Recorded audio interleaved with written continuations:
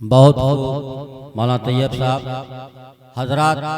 वक्त बिल्कुल मुख्तसर है और इस मुख्तसर वक्त में मैं आली जनाब चेयरमैन साहब नगर पालिका परिषद मऊ तशरीफ़ ला चुके हैं।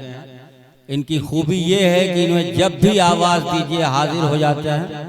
मैं इनके बारे में सिर्फ एक बात कहूँगा कि जितने बेहतरीन सियासतदान हैं उतने ही बेहतरीन तबसरा नगार भी हैं। गौर से आप इनका तबसरा सुनिए। इसके अलावा अब मैं दस्तबस्त इल्तिमास कर रहा हूँ कि जनाब अरशद जमाल साहब तशरीफ़ लाएँ और दो लफ्ज़ पेश करें।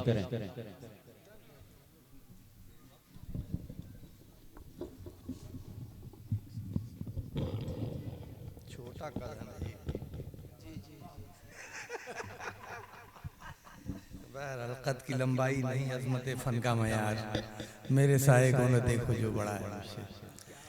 तो रस्म इजरा की इस तकरीब के सदर मोहतरम, इल्म हुनर के दरख्शां सितारे के खालिक मास्टर में सागर अदरवी साहब, यहाँ पर मौजूद मुअज़्ज़ज़ सामीन उलमाए किराम, सबकी खिदमत में सलाम पेश करता हूँ और माजरत चाहता हूँ कि बहुत देर से आ रहा हूँ। लेकिन फिर जब मैं थोड़ा फ्री हुआ 11 बजे तो मैंने कहा फ़ोन करो, अब प्रोग्राम ख़त्म हो गया कि अभी चल रहा है। अगर चल रहा हो तो पता चला कि अभी चल रहा है, 1 बजे तक चलेगा, तो मैंने कहा चलो हाज़िरी कर देते हैं। खाके नसरी खाके तो नज़र से गुजरे थे कई एक, मगर मंजूम खाका पहली बार मेरी नज़र से गुजर रहा है। तो इसके लिए मैं सागर साहब को बहुत दिल की गहराइयों से मुबारकबाद देता हूँ। सागर साहब सरकारी मुलाजिम थे और 3 साल पहले अभी रिटायर हुए हैं और नौकरी इनको जिस उम्र में मिली उस उम्र में किसी को नौकरी नहीं मिलती है। और मुझे खुशी है इस बात की कि अखिलेश सरकार में या मुलायम सिंह सरकार में जिस उर्दू बीडीसी और इनको लेकर के जो मोहल्ले में उर्दू को लेकर के और आमिल और कामिल इन लोगों को जो नौकरियां मिली, तो उसमें मेरा भी एक महत्वपूर्ण दखल था अहमद हसन साहब के तवस्सुत से। उसमें अशफाकुर रहमान शरर साहब भी थे, आप थे। तो ये भी एक रिकॉर्ड है और मुझे लगता है कि इस उम्र में नौकरी पाने का रिकॉर्ड जो आपका है वो बरकरार रहेगा, शायद उसको कोई और दूसरा तोड़ नहीं पाएगा। हाँ, और आप बता रहे हैं कि उतने दिन में जिंदगी के जो मसाइल बहुत सारे थे, तो उनमें से कई एक मसाइल इस छोटी सी नौकरी की वजह से हल हो गए। अल्लाह के हज बैतुल्लाह के लिए भी जाना नसीब हो गया, तो वो उसी नौकरी की देन थी। ये बहुत अच्छा है। मैंने अभी सरसरी तौर से इस किताब के कुछ उन्वानात को देखा है, तो काफ़ी लोगों को कवर किया, मास्टर अली सदीप साहब और मैं। लेकिन एक चीज़ मैं छोटी सी एक बात ये कह रहा हूँ कि मैंने जो लिस्ट देखी, हो सकता है मेरी नज़र चूकी हो सागर साहब, थोड़ी मुतवज्जो चाहूँगा कि इसमें हनफी शख्सियात को तो आपने पूरे तरीके से लिया है, मगर आले हदीस हजरात का इसमें नाम मुझे नहीं दिखा। हो सकता है कि न दिखा हो सकता है मेरी नजर न पड़ी हो। अच्छा है, तो मैं चूंकि मैं इस नजरिए का कायल हूँ कि एक काबिलियत या जो फार्मूला बनाया जाए तो उसमें कोई इम्तियाज नहीं होना चाहिए, और यही सब इम्तियाज ने हम लोगों को पीछे किया है। अब हम लोगों को इससे ऊपर उठने की जरूरत है और सबको एक साथ लेके चलने की जरूरत है, और घबराने की बिल्कुल भी जरूरत नहीं है। जैसे बहुत सारे लोग बोलते हैं, मैं महफिलों में रहता हूँ कि बड़ा मुश्किल वक्त है, फलां सरकार है या मुसलमानों पे बड़े मजालिम हो रहे हैं।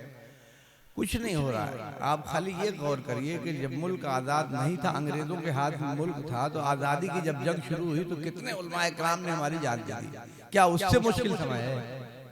उससे थोड़ा और पहले चले जाइए, 1400 साल पहले, तो जब चंद लोग इस्लाम में दाखिल हुए थे तो सब एक दूसरे के जानी दुश्मन थे।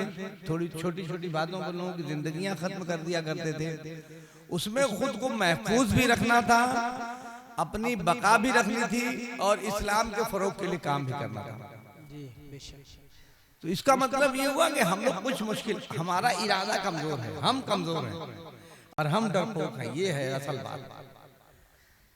तो घबराने की जरूरत नहीं है। अच्छा, जब जब तारीख रही है कि जब मुसलमान बहुत ज्यादा आराम से हुआ है तो उसका तनज़्ज़ुल हुआ है, वो पीछे गया है, और जब मुसलमानों को मतालिम हुए हैं तो वो आगे बढ़ा है और आगे बढ़ा है, आगे बढ़ा है।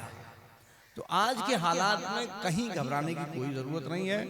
इन्हीं हालात में हम लोग अपने सारे काम करेंगे और मुझे ये लगता है कि बहुत सारी हमारी कमियां इसी हालात में दुरुस्त हो जाएंगी। जैसे कागज के मामले में मैं देखता हूँ कि मुसलमान बड़ा लापरवाह है, उसके घर में कागज खोजिएगा तो उसे घर का कागज नहीं मिलता। तो अब ये थोड़ा डर पैदा हुआ, एनआरसी या फलाना ठिकाना। अब कल मेरे पास एक साहब आए कि मेरे फला साहब जो हैं अब्बा या चचा, उनकी उम्र 75 साल हो गई है और उनका जन्म प्रमाण पत्र बनवाना है। तो मैंने कहा यार जन्म प्रमाण पत्र नहीं, मृत्यु प्रमाण पत्र की चिंता करो आप। तो एक गलत फहमी लोगों को ये है कि जिसका जन्म प्रमाण पत्र नहीं रहेगा तो एनआरसी होगी तो उसमें दिक्कत हो जाएगी। ऐसा कुछ नहीं है साहब, आप नस्ल दर नस्ल इसी मुल्क में रहते चले आ रहे हैं तो कौन आपको बाहर कर देगा, ऐसा कुछ नहीं है। वो जो नवाही इलाके हैं, जो किनारे किनारे के इलाके हैं, जो सीमावर्ती इलाके जिनको बोला जाता है, कि उन इलाके के लोगों को जहाँ दूसरी जगहों से लोग आए और यहाँ आके आबाद हुए, उनके लिए हमारी तो नस्लें दर नस्लें यही रही हैं, तो कोई ऐसी घबराने डरने की कोई बात नहीं है। तो मैं देर से आया हूँ और नमाज का वक्त भी हो रहा है, बच्चों को मेरे ख्याल से मदरसे में पढ़ाई में भी इस माइक की वजह से पूरा खलल हुआ होगा। तो मैं एक मतलब फिर सागर साहब को दिल की गहराइयों से मुबारकबाद देता हूँ कि आपने एक बड़ा काम किया और सरकारी मुलाजमत के दौरान में भी आप तख्लीक का काम करते रहे होंगे, तभी तो 9 किताबों के आप खालिक बन गए, बड़ी बात है। तो मैं एक मतलब फिर सब लोगों से सब लोगों को अदरी को खास तरीके से मुबारकबाद देते हुए अपनी बात को ख़त्म करता हूँ और यकीन दिलाता हूँ कि जब अदरी की ज़मीन से खास मुझे लगाव रहा है, कुर्बजवार के जितने इलाके अदरी है, कोपा है, घोसी है, क्योंकि जब भी कहीं ज़रूरत पड़ती है 24 घंटा मैं वक्त रहता हूँ, चाहे करीमाबाद हो, करीमाबाद हो दिल में बसता है।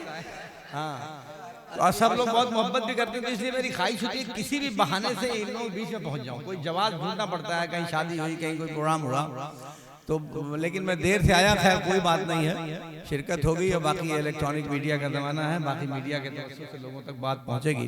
तो एक मतलब फिर बहुत शुक्रिया अदा करते हुए अपनी बात को ख़त्म करता हूँ। बहुत बहुत शुक्रिया। ऐसा है कि यहाँ हमारे करीमाबाद के बड़े मुअज़्ज़ज़ हज़रात मौजूद हैं, उनको शिकायत है कि सरमाया साहब ने हमारे करीमाबाद की आबादी का तज़किरा नहीं किया। अगर इंशाअल्लाह किसी मेरे साले की शादी भी होगी तो मैं इनको वो चीनी के साथ लेकर जाऊँगा।